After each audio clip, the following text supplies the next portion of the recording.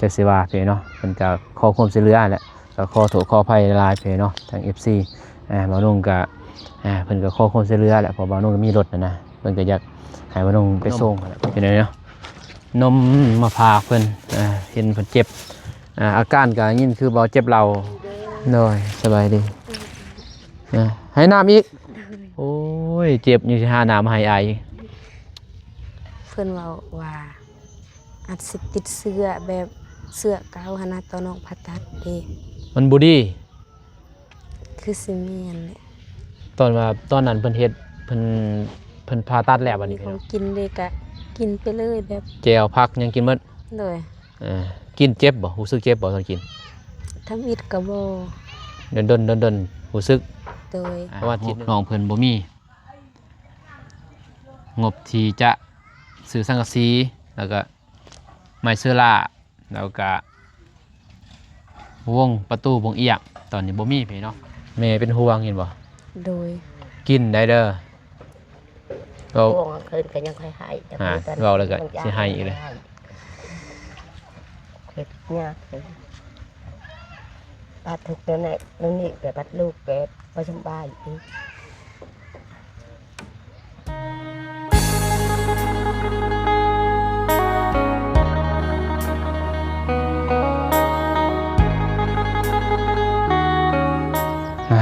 เหนื่อยเนาะกราบทักทายสบายดีสวัสดีเด้อพ่อแม่พี่น้องเมื่อสู่ครูสู่คนยินดีต้อนรับเข้าสู่ซองมานุ่งเป็นหน่อยเนาะ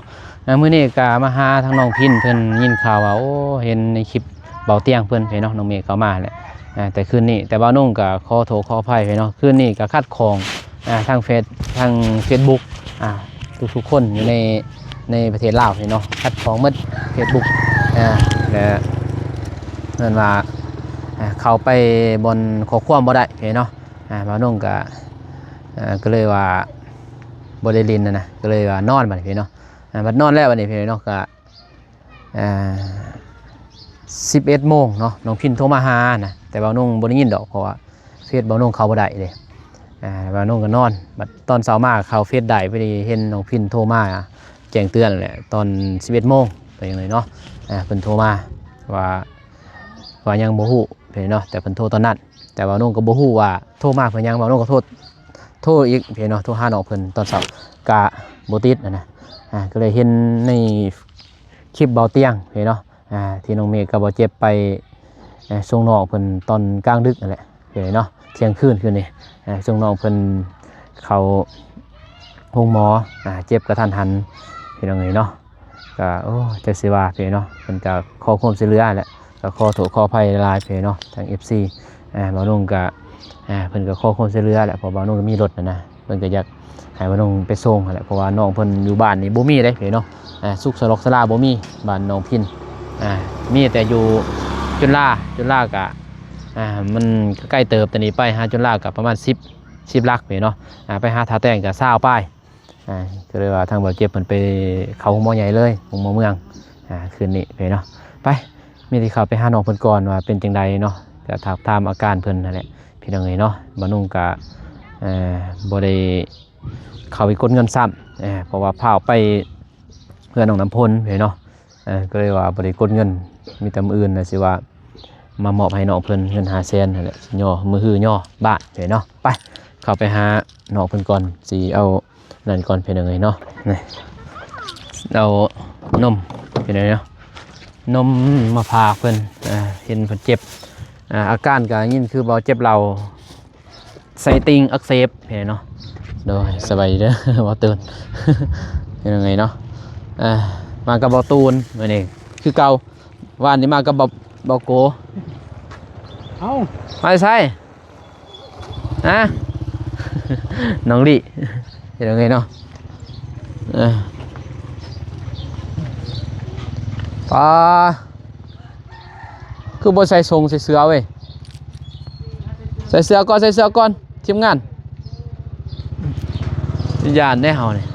ลำบนใส่เสื้อนะเฮาญาตินะเฮาพี่น้องเอ้ยอันก็เป็นยังอีกคือซุ่มไปเบิ่งเป็นยังไงคือนางเสา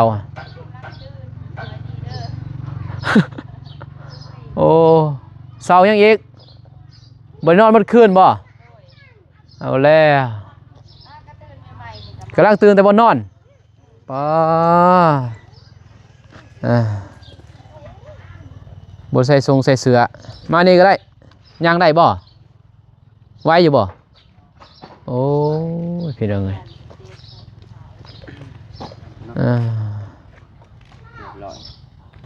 ไหวอยู่บ่โดย สบายดีเด้อ โดยสบายดีให้น้ำอีกโอ้ยเจ็บอยู่สิหาน้ำให้อายอีกพี่น้องเอ้ยเนาะขอบใจ เด้อ เป็นจะได้ ใครแน่ หืม ใครแน่ จานเจ็บนะใครแน่บ่ ใครแน่ เป็นแบบใด มันยิบทอง บิด เลย บิดบนใสบ่ เอาไปกวดเข้าวันนั้นได้ โอ้โห เพิ่นกวาดเพิ่นไปได้ เพื่อนเว่าอาจสิติดเสื้อแบบ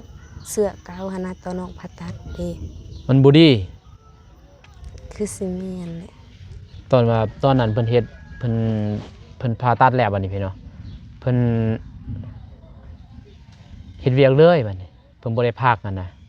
แบบอาหารการกินเขาให้กินคาร่ำเขาบ่ให้กินเผ็ด เลย บ่ให้กินเค็มเข้าใจบ่ เลย บ่ให้กินของมันแข็งหั่นแหละประเภทผัก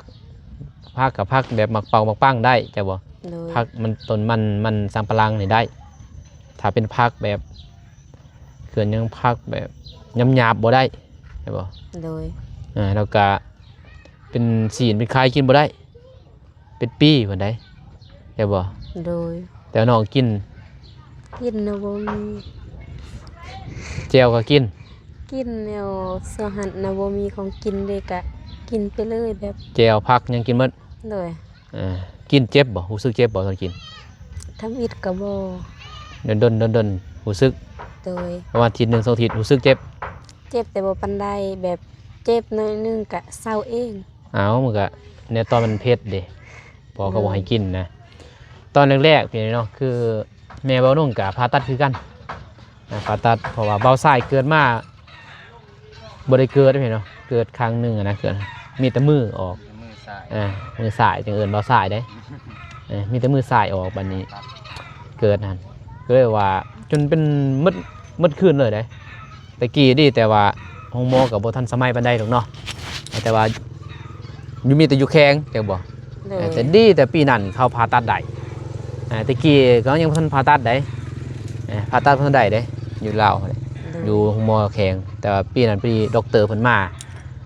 เพิ่นเฮียนมาโดยเฉพาะผ่าตัดก็เสี่ยงและเพิ่นก็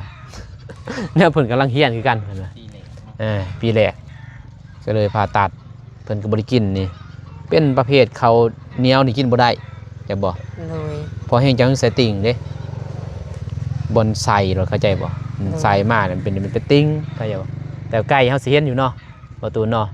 ไอ้คนเฮานี่เฮาสิบ่เห็นไก่สิเห็นใช่บ่ เลย ก็เลยเอาเขาบ่ให้กินบัดนี้เฮาเพิ่นคนถูกบ่ติเนาะเพิ่นคลำบ่ได้ดอกหมูกินอะไรก็กินอันนั้นเฮาบ่ได้ติอันน่ะก็จำเป็นเนาะ เลยก็จำเป็นนะบ่ เอ มี อใครแน่บ่นี่จังมาแต่หมอเพิ่นเอ็กโกเรียบร้อยบ่ บ่ได้อีโก้แบบกวดซื้อก วาดซื่อ ๆเลยแต่กินยากะบ่ได้เจ็บเขา ๆยาตันเสื้อ เลย ต้องได้ซื้อตันเสื้อให้เพิ่นเหมือนกันเพราะว่าตัวนี้เขาต้องกินยาตันเสื้อเด้อ เลย ตันเสื้อแล้วก็ที่สำคัญก็คือยักยายังนะทั้งแม่เพิ่นอยู่ฝรั่งเศสเพิ่นก็เพิ่นฮู้อยู่แล้วก็อยู่อเมริกาเพิ่นเคยบอกเด้เพราะว่ามีตอนนั้นมีคนสร้างนั่นแหละเฮือนน้องไม้นะเนาะพอเขินเคนดี้บ่ยังซื้อ แค่นี้ เคนนี่แค่นี้ บ่าวนุ่งเอิ้นดอกพี่น้องเนาะทางบ่เจ็บเพิ่นเอิ้นอ้ายแต่ว่านุ่งเอิ้นเพราะรุ่นน้องพ่อเด้แต่ว่านุ่งเอิ้นพ่อเพิ่นตะกี้เพิ่นให้เอิ้นเคนนี่เพิ่นพี่เนาะเพิ่นบอกว่าให้ไปซื้อยาแซนนี่แหละจะบ่แต่เฮาบ่ฮู้ยาแซนเนาะ จึงยาแบบได้ยาแซนไปซื้อยาแซนหันเพิ่นว่าแล้วก็มากิน โดย พอสมัยตะกี้มันสิเศร้าเนาะยาแซนนี่พวกตาเสือนี่เป็นนองอยู่ในเข้าใจบ่ โดย มันติดเสือได้มันเป็นนองได้อันตรายได้ผ่าตัดอีกสุดซองแห่งนักได้จ้ะ เสี่ยง ห้ามยกจะบ่ของนอกของนัก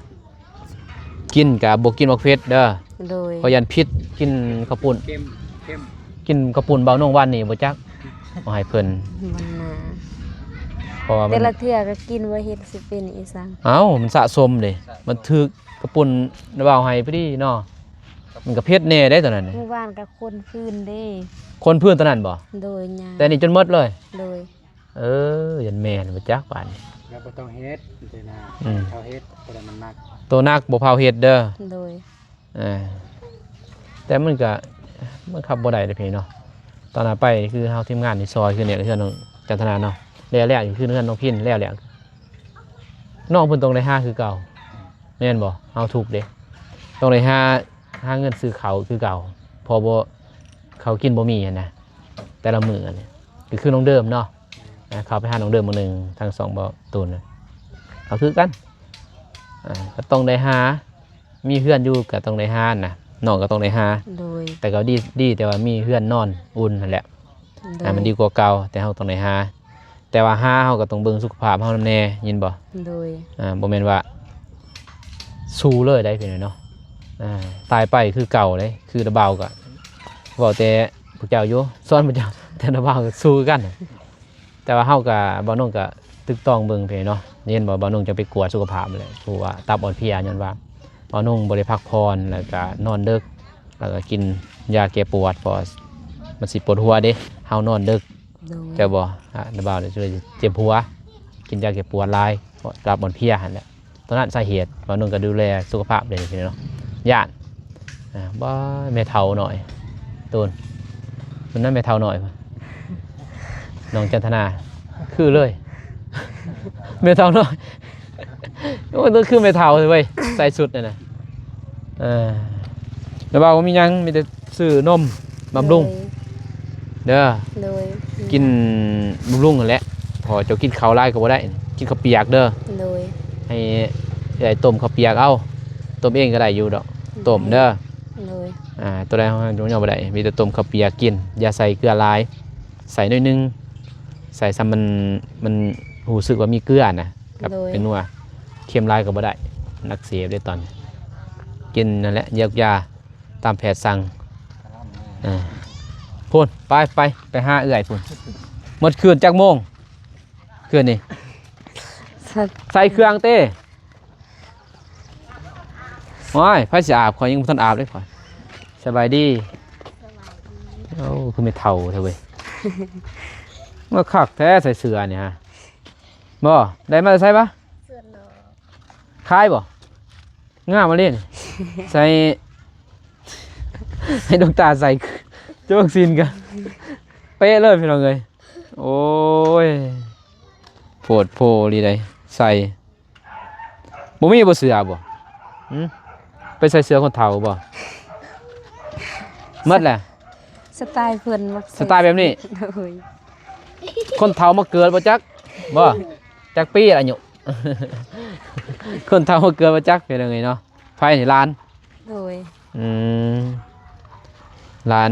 เฮ้ยเนาะเดี๋ยวไปไหว้ไปฮีให้เพิ่นก่อนจะเนาะแดงเฮ็ดเรียบร้อยไปเนาะมีแต่มื้ออื่นบ่าวน้องสิมามอบเงินให้น้องเพิ่นบ่มอบก็วันที่สิบ่าวน้องสิซื้อเครื่องเลยให้เพิ่นพอเพิ่นไปซื้อก็ยากอีกสิซื้อกาแฟแล้วก็ซื้อนั่งเด้อ โด มื้อย จะมาไหว้ให้เนาะฮัลโหลไปใส่ได้ไปใส่ผมเป็นโจรบ่ พนตกพนบ่ตกหน่อยเนาะบ่หันตกคืออยู่ทงวายหันเนาะแต่สิเว้าบ่บ่ยันได้เปียกหมดเพื่อน โดย บ่ได้น้องพินนอน เบื้องนี่ นี่ เลย เจ้าในชีวิตนี้นิดนึงไผเนาะมันน่ะ หน่วงทราย ไปอยากหมดอันนี้มันน่ะสะเด้อเพิ่นมื้อนี้สะไปหมดน้องพินนี่ก็ย่อยนิดนึงนี่เซาตอนนี้เสร็จยังน้องพิน ว่าจะเอาไปเฮ็ดเทียงหน้า เที่ยงหน้า เลย ไผสิเฮ็ดให้ ก็บ่ฮู้เลยเฮ็ด เฮ็ดเองเป็นอยู่บ่จ้ะ บ่เป็นก็แอบ ให้นั่นเด้เนาะต้นให้พี่น้องและลูกป่ามีบ่ มี ให้พี่น้องเพิ่นมาเฮ็ดให้เฮ็ดซ้ำได้ซ้ำหนึง โดย มื้อใดสิไถนา บ่ฮู้ มีบ่เงินไถนา ก็พอมีอยู่ มีอยู่ โดยซื้อน้ำมันรถนี่แหละ มีตอนใด ตอนเราเก็บเอาให้เดน้องกับปลาไว้ โอ้เป็นว่าน้องก็ยังทันไห้นะวะเนาะ โดย ไห้ก็ตอนนั้นก็ล้านหนึงแม่นบ่ โดย บ่ก็ป้าไหวบ่วะ ปลาคือ ป้าบ่หั่น โดย เออ เฮ็ดยังไงเนาะปุติได้ถ้าไผบ่ถูกบ่ฮู้แม่นบ่ว่ามันสำคัญส่ำใด โดย เออพอเฮาทราบสิได้เงิน10,000กีบ20,000กีบเนาะมันต้องได้แลกเหลือแห้งขนาดเป็นเนาะทราบสิได้นะน้องเพิ่นเก็บไว้ถือว่าดีเพิ่นฮู้จักว่าสิตัวนี้เอาไว้ไถนาเนาะ โดย พอได้ซื้อโคตรได้ลดพรจากการบ่ได้ซื้อเขาเนี่ยเนาะพอได้แบ่งเบานิดนึงไอ้แดงเฮ็ดกบหมดแล้วบ่นี่ เบิด หมดแล้วบ่ เบิดเศร้าไม่สิ้น เป็นยังฮะกินข้าวบ่โอ้ยกินข้าวก็เบิ่นกันเว้ยหิวข้าวนี่เป็นยังคือข้าวอันบุป่าผาดงแม่ยังเป็นยังโอ้โหมๆอีกเลยโหมๆอีกบ่ทาจะดอกเพิ่นยังบ่ทันอาบน้ำเพิ่นว่าจังได๋เนาะน้ำมันยังทันอาบเครื่องบ่ทันใส่เพิ่นว่าใส่แต่ทรงซ้อนโอ้ยระวังเด้ต้นใส่อยู่บ่ทรงเว้ย เพิ่นบ่ได้ใส่ แต่ว่าพ่นบ่ตกเนาะ โดย พ่นบ่ตกพ่นบ่ลิ้นอันนี้โอ้เพิ่นเจาะหมดแล้ว น็อตมาใส่ เงินน็อตนี่ก็บ่มีเลยบ่มีเนาะมีแต่เจาะเป็นคือสั่นเนาะเฮ็ดคือมื้อนั้นได้หยอเงาวเด้พุ่น เล็กนะเจาะ ถ้ามันเกาะซื้อแล้วก็มันเด้งมันก็เขาเอง เข้าบ่เฮ็ดตัวย่อเพื่อนน้องจันทนาเฮือนนี่เพิ่นก็เจาะใหม่อยู่เนาะ โดย แต่นี่สูงเกินบ่ซ้ำกัน สำคัญ นี่ได้ โดย ให้เรียกเว้าเด้ โดยเพิ่นว่าสำคัญ เลยนะอย่างการตาจะส่งมันซื้อ แอมห้องหนึงบ่ประตูเดียวบ่เฮ็ดนี่น้องเฮ็ดประตูเดียวติเฮ็ดประตูเข้าประตูเดียวบ่ โดยประตูเดียวก็ได้ บ่ถือหยังเนาะ โดยบ่ถึงหยัง เฮ็ดเพื่อนของพลเนาะน้องพลกับปุ๊บตัวเดียวน้องห่างกับปุ๊บตัวเดียวเนาะ แบบเป็นห้องน้ำเลย อืม เฮ้ยห้องน้ำห้องนอน ประตูเดียวเพิ่นพี่น้องเนาะแต่ว่าทางผู้ถือกับถือได้ประตูเดียวบ่คักมันต้องซ่องประตูมันตรงเปื้องอ่ะแหละบอกแท้ โดย เนาะเปื้องเด้แต่นี่ก็ดื้อกันประตูเดียวนี่แต่แอมหมดเนาะตัวนี้แบบนี้แอมหมดเลยบ่น้องพี่นมักนะ บ่ได้ อันนี้เฮาคือแอมหมดเลยได้แม่นบ่ โดย แอมไปฮอดพุ่นแม่นบ่ โดย ฮอดเช้าตัวนี้เนาะ น้ำซ่านตัวเดียวนี้ นกซ่านเดียวนี้ นึง เเดียว หน่อสำย่างก็ได้นกซาน ฮะ สำหน่อยหนึงสำย่างได้ ซ้ำนี่แหละนี่ ซ้ำนี่แหละ ตัวนี้แอมไปพุ่นเลย โดย น้ำซ่าน นี่แอมสุดเลย แล้วก็เฮ็ดประตูบนหันตรงกลางประตูมันจะบ่เปื้องนี่ โดย อันนี้ก็มีบนนี่บ่เอี่ยมเพียง เยี่ยม อ่า กันใส่บ่งามได้ แม่นแล้วบ่งามหมดแล้ว ปงเอี่ยมมื้อนี้แล้วก็ทางข้างปงเอี่ยมหมดอันนั้นเฮือนน้อง ทุ พิ ก น ล็อกเลยนะ อ่า เลย แต่นี่เนี่ยไอแดง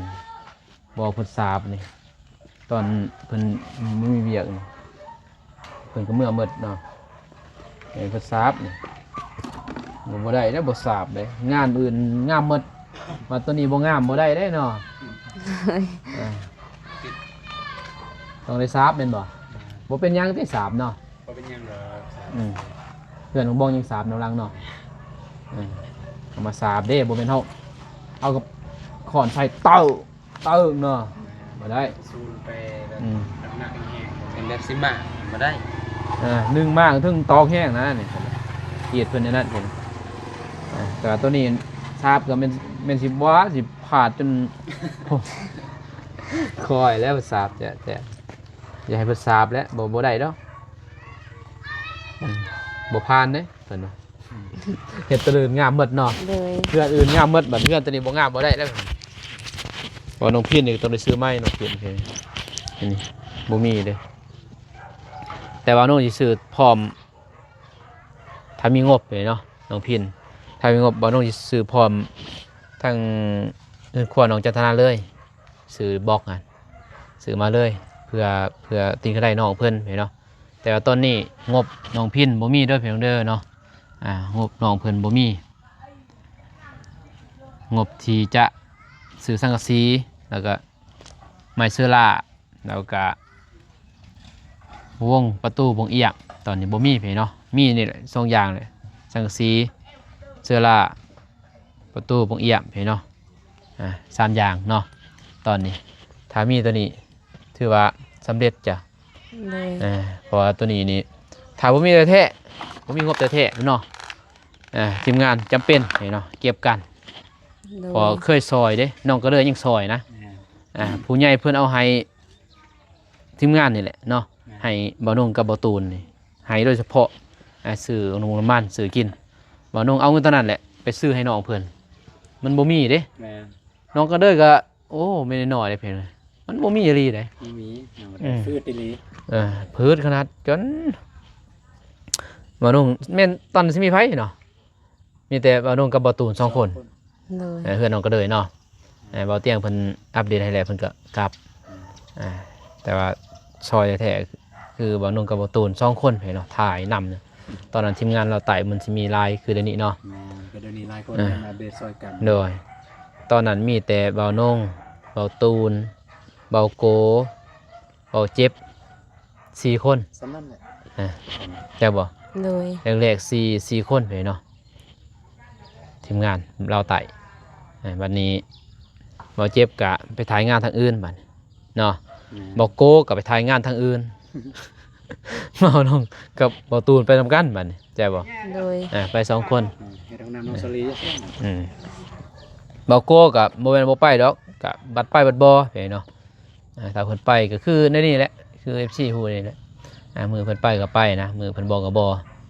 คือมื้อนี้เพิ่นก็บ่ได้ไปมื้อนี้ว่านี่เพิ่นก็มา เลย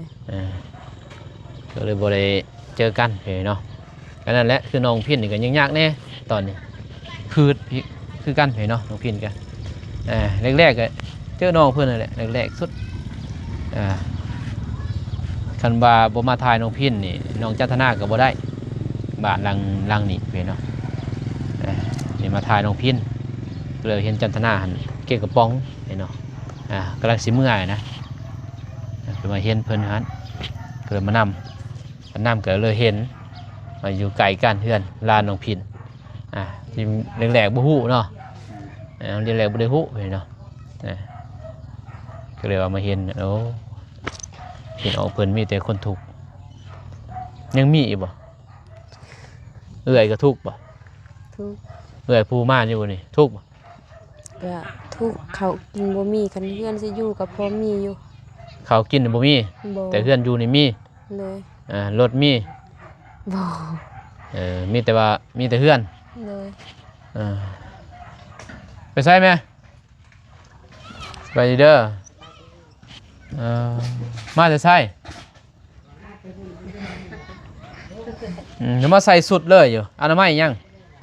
อนามัยนี่บ่ ถ้าน้ำไม่ไปเอาวันนั้นก็จะใช่ไหมคะ ใส่ ใ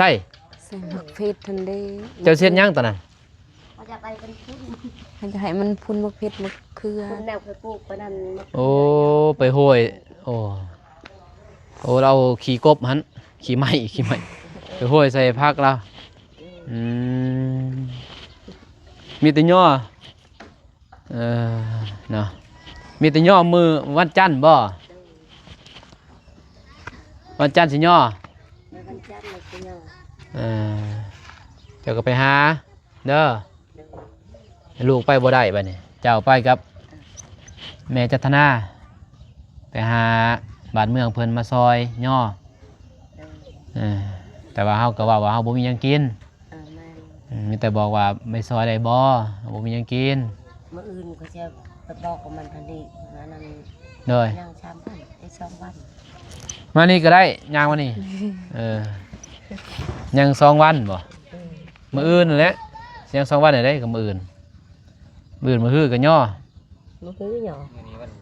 วันนี้วันเสาร์ มันนี่วันเช้า วันเสาร์ โดยวันนี้วันเสาร์ มืออะไรเนาะ มื้ออื่นเจ้าก็ไปบอกเขา นี่บอกแล้ว มื้อฮื้อก็ย่อ2 วันนั่นแหละเพิ่น ตอนแรกมือเดี๋ยวเราบอกเป็นบอก อืม ชาวบ้าน เขาก็บอกคันกับตอนนั้นครัวตอนนั้นเราเขาบอกมันยายอยู่พุ่น ใหญ่ขึ้นขั้วเลย เออ เออ มันบ่ยายแต่ขาแคบพอดี ข้าวไปแล้วต่ำเลย เออ ใหญ่ไปยันล่มทางนั้นบ่จัก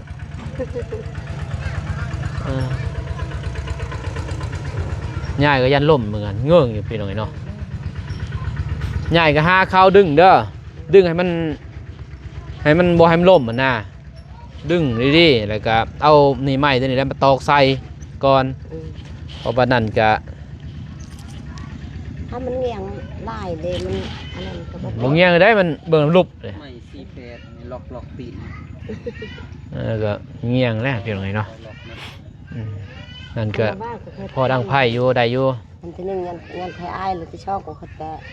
มันยายอยู่พุ่นแต่ตอนนี้ก็ยาย หรือว่าเฮ็ดซอกประตูบ่ประตูตัวนี้ออกมานี่เลย เดิน ฮะออกใส่เฮือนไผ่บ่ ได้ขึ้นไปใส่เฮือนครัวบ่ โดยเฮือนครัวแหละเฮือนไผ่ วันนี้เฮ็ดทางเฮือนครัวก็ได้ เอ้าอันนี้ขึ้นมาปุ๊บเพิ่นสิขึ้นมาทางนี้พี่เนาะสัตว์มานี่แล้วก็บ่นี้ก็ออกมาเห็นออกซ่านโอ้ให้เปลืองได้นั่น เปลืองแบบนี้แหละ บ่ไหวดอกบัดมีเงินจึงจะเจาะเด้อ โดย มีเงินมื้อใดเฮามีเฮาก็เจาะกันบอกกันโอ้ยลงเอารถยางนักสินาขึ้นเนาะ โดย อยากเฮ็ดคือน้องซารี่นะพี่น้องเนาะ แต่ว่างบ ได้จะมันเขาเฮ็ดกับตั้งแม่ตีใจเลย โดย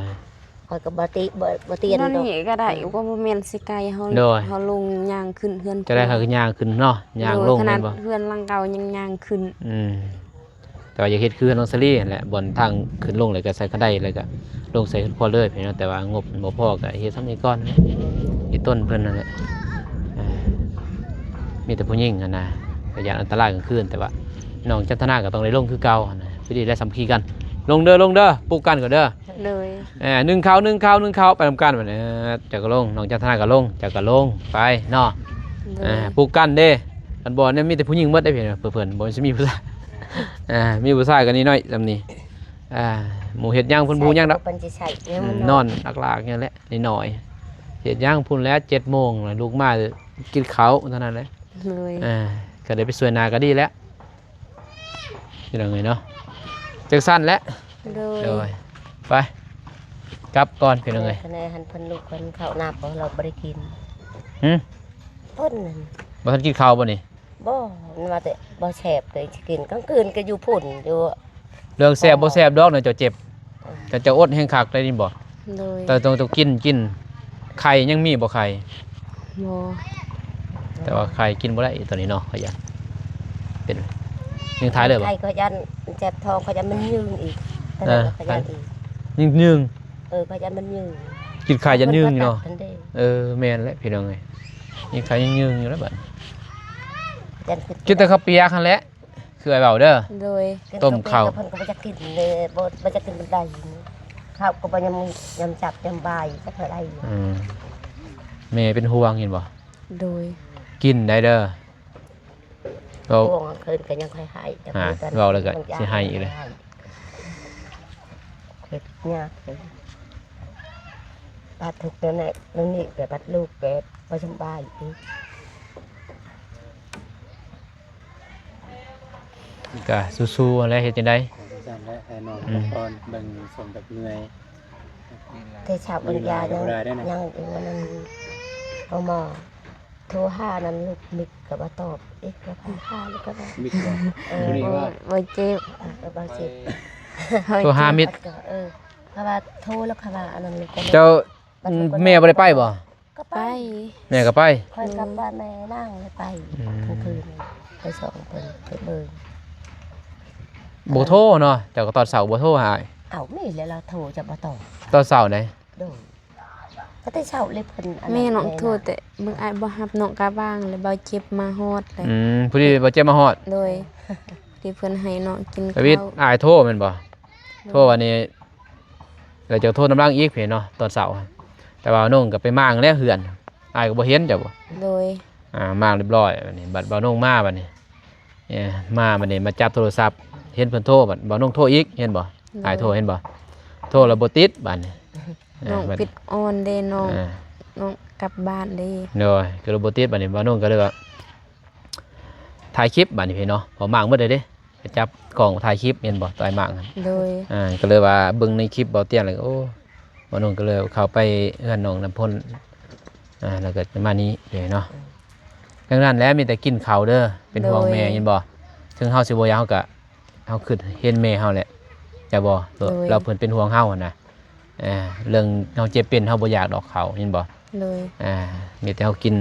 สำมันมีอยู่ในท้องแต่กินเรื่อยๆจะบ่ โดย เฮาอยากบ่อยากแต่กินคอยกินแล้วก็อยู่แล้วก็คอยกินนั่นน่ะสดน้ำมันเด้อ โดย สดน้ำก็ดีแล้วตอนนั้นเห็นเนาะมันก็มีแห้งเลย ยาปะยาแม่แล้วเป็นแม่ก็กินในเจ้าก็ในตอนเจ้า มีต้นพี่น้องเฮ็ดจะได้บ่นุ่งคือเด็กก็คันว่านั่นได้ยินก็ได้มาแหละแนวเพชรอ่านลมเร็ว เกิด โดย เกิดแต่เพิ่นดึกดื่นตั้งคือทำอิฐปีอันนั้นปีนี้คือกันก็ลงอยู่เขตสิกองก็ดึกเลย เจ็บเป็นแม่มันบ่ได้เว้าเรื่องโมงเรื่องเวลาเด้ เลาะลุ่มเลาะถึงเลาะลุ่มเลาะถึง โดย เฮงค่อยยานอีกค่อยให้ห่วงกับลูกกับเต้ายุ่งเลย ยังรถล่างก็บ่มีเนาะโอ้ปกติคือเบานุ่งตะกี้แหละแม่สิไปผ่าตัดคือกัน ตอนนี้กลางคืนก็คือกันกลางคืนบางอันดวดจักว่าจะเฮ็ดไดนั่นนี่ตั้งยุ่งเลยนะเฮ็ดเฮาเป็นแม่ปัดปากกับบ่เป็นใช่ปากประชากลางก็ว่ายอมแล้วก็ว่าจักสิเฮ็ดไดลูกเต้ากูในนี่ก็ว่าเฮงคนทุกคนยากก็ยังเติมอีกนู่นนี่อีกโอเคสนุกสบายก็บ่ต้องก็กะไล่อีกคนตากินข้าวก็บ่เช็ดก็บ่อิ่มคนยากก็ยัง ป้าไปกินข้าวไป ข้าว เด้อ โดย แต่เช้าบ่ไปกิน แต่เช้าก็กินแน่บางยาก็กินข้าวเปียก กินเทื่อหน่อยเอาเด้อ โดย กินให้แม่เบิ่งแน่เด้อจะได้แม่ว่าบ่ได้กินหั่น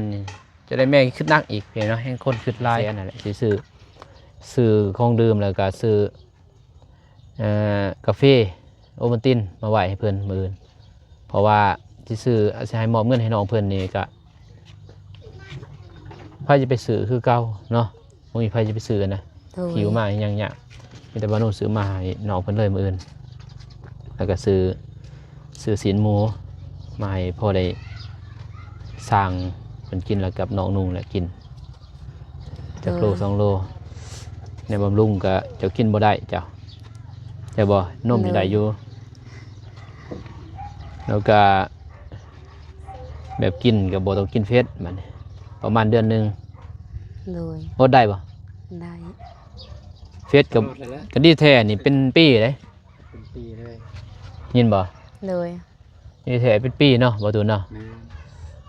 เป็นปีนี่ได้เศร้าแล้วเวียกก็เป็นปีอีกบ่ได้เฮ็ด งงเลยเวียกก็เป็นปี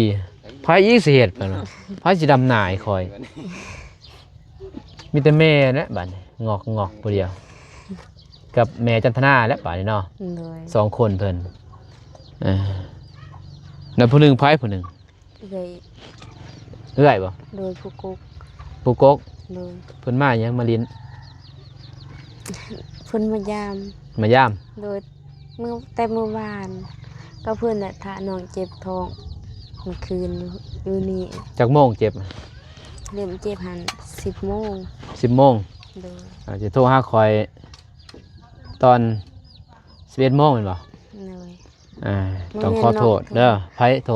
แม่นบ่ โดย แม่จันทนา โดยบ่เป็นห ต้ ยั อง ง ขอโทษขออภัยและเพราะว่าอายก็บ่ได้รับย้อนว่าคืนนี้ Facebook ลม ล้มเหลวเจ้าบ่ โดย น้องเซตได้บ่ยังเซตได้เนาะ ได้ แต่พวกอายนี่เซตบ่ได้ บ่นุ่งก็ เด้งออกคือกัน เด้งออกหมดบัดเด้งแล้วบัดนี้อายเข้าบ่ได้แล้วก็ตอน อิดน้องก็นอนนั่นแต่น้องไอ้สั่งแหละน้องเขาทาง YouTube แหละทางแบบคนหาแบบคนหาผู้ชายโตแบบว่า แกะในเฟซแบบจังจีจังสั้นนะแบบสิเขาเสร็จได้อันนะ เก่งเลยเพิ่นเนาะ ก็ไปเบิ่งให้เขาแนะนำก่อนจังเฮ็ดได้ โอ้ เลย จังได้ โดยบ่น้องทำอิดก็บ่ได้น้องถ้าเข้าหลายเทื่อจักเป็นอีสัง ที่จริงที่จริงมันก็บ่แม่นว่าให้บ่ได้แก้ดอก มันปะ มันเป็นเบิดทุกคน แต่ประมาณ ทั่วโลก ประมาณเท่าไหร่ว่า25นาทีบ่ เป็นมาแล้วจะนอนมันก็เข้าคืน ประมาณตอน10 โมงนั่นแหละเป็น เลย 10 โมงแหละ จะนอนมันเข้าคืน แต่ว่าอายก็นอนแล้วเข้าบ่ได้ก็นอนเพราะว่าอายก็บ่สู้ได้เข้าเด้แต่บ่เข้าไปอ่านหยังก็บ่ได้สู้เข้าปานใดเพิ่นแต่อายก็สิปิดเสียงเข้าใจบ่ เลย ตอนนี้โทรหาก็ปิดเสียงหมดนั่นแหละบ่ได้ยินดอกถ้าบ่จับโทรศัพท์จังเห็น เลย ถ้ามีคนเจ็บคนเป็นก็บ่นุ่งก็สมมุติบ่อยากเว้าเนาะแบบน้องนุ่งสร้างหันก็บ่ฮู้เขาต้องบางครั้งเป็น10สายคือตอนนั้นเมียเจ็บเป็น10สายเขาโทรแบบมันคือว่าสันสัตนานนั่นแหละมันเด้งขึ้นเองตัวเฮาไปจับบัดนี้จังเห็นนั่นแหละ เลย ก็เลยบ่ฮู้ไปเนาะพอดีเห็นคลิปเบาเตียงน้องเมฆมาก็เบาเจ็บนั่นแหละมาหับน้องเพิ่นไปกวดอยู่หมอเมืองว่าน้องก็โทรหาเพิ่นว่าสิเขาไปหาบัดนี้ว่าสิคือว่าอยู่หมอใดน่ะเมื่อละบ่สิเอาเขานำไปให้นะ เมื่อแล้วตอนอายโทรหันน้องมาฮอด ฮอดแล้ว เลย นะว่าสิเอาเขายังเอานำไปให้เพิ่นเพเนาะเพราะว่าน้องก็มางบนสิไว้รถนั่นแหละมีแต่มื้ออื่นนั่นแหละจังสิซื้อมาให้เด้อ โดย ซื้อศีลแล้วก็น้องเพิ่นกินจะกินยังได้เพเนาะสิซื้อป้านะป้านี่ได้เนาะปลาตายมาแล้วมาจะมาหรือปลาแหงบ่เนาะมาแล้วก็เอาตัวปลาแหงนั้นมาตำจะบ่ปิ้งตำแล้วก็ใส่ข้าวเปียกจะบ่ โดย ตัวข้าวเปียกพรเมือดแม่นบ่ตัวนั้นสิบำรุงแน่แล้วก็ไข่ไก่ก็ได้เนาะต้มข้าวเปียกใส่ไก่ตีแต่เขาบอกให้กินตัวเข้มเหมือนกับมังเฟสนี่แหละ กินมันได้ ฮะ กินมันได้ มันหยัง เห็นแล้วมันได้ น้ำมันถ้าไปทอดอิหยังก็บ่ได้เนาะ ใช่ อันว่าทอดเขาบ่ได้ทอดเด้ตัวนี้ต้มข้าวเปียกหั่นนะต้มข้าวเปียกเอาเจ้าบ่แล้วก็ใส่ไข่ตีบ่าวนุ่งไม่เมื่อยนี่ไปหน่อยไม่เมื่อยแห้งนี่บ่าวนุ่งก็ต้มข้าวเปียกปุ๊บเจ้าบ่เอาไข่ดิบตอกปุ๊บถอกจวกแล้วตีเลยเด้ โดย ตอนน้ำให้กินมีแห้งสำหรับบ่าวนุ่งเนาะแต่คนอื่นหมู่ว่าขาดบ่ทันตายสัมปัญญา แต่ว่าไข่มันสดเด้คือสั้นแล้วเด้อ โดย เบากะสิกลับก่อนเพราะว่ามากับบ่ตูนเนาะเมื่อคำก็บ่ได้ได้เพิ่นยันเมียอยู่เฮือนอีก กำลังจักเดือนน่ะ 4 เดือน 4 เดือนแต่ว่าน้องก็บ่ซุเมื่อคำดอกประมาณนี้แหละ4 โมงก็เมื่อเนาะแต่ละมื้อบ่ได้เมื่อคำดอกมีรถน้อยรถใหญ่ก็เมื่อบ่ได้คำเพราะว่าอยู่บ้านก็ลูกก็ยังน้อยกันถ้าไปกับบ่เตียงก็จำเป็นแหละตอนนั้นเอาเลิกก็เราออก1 โมงเนี่ยคันว่าเมื่อไตเว้นกับบริเวียเนาะกับบริทายก้าน โดย ทายได้อยุ่แต่น้องพินเพื่อจะ ขำเลย 2-3 คนเนาะเด็กสันเด้อ โดย โอเคเพียงเนาะคลิปนี้บ้านน้องกาสีจบคลิปเพียงตัวนี้ก่อนพอเพียงหน่อยเนาะมีแต่พอๆกันใหม่คลิปหน้าด้วยเพียงเด้อเนาะกก่อนเมื่อกะทางบ้านน้องกะขอบใจเนาะขอบคุณทางผู้ใหญ่ทางพอบุญทงแล้วก็ทางเอื้อยทิพย์เนาะแล้วก็ทางพอแบะ แม่ทวนเนาะที่เพิ่นสมทบนี่แหละเฮ็ดเฮือนให้น้องพินเพิ่นเนาะก็ขอให้ทั้งแม่และพ่อจงอยู่ดีมีแห้งทั้งเอื้อยก็อยู่ดีมีแห้งแล้วก็ FC หมดสู่ขู่สู่คนขอให้อยู่ดีมีแห้งหมดสู่ขู่สู่คนเด้อพี่น้องเด้อเนาะพบกันใหม่คลิปหน้าคลิปนี้ขอกล่าวคำว่าสบายดีพี่น้องไป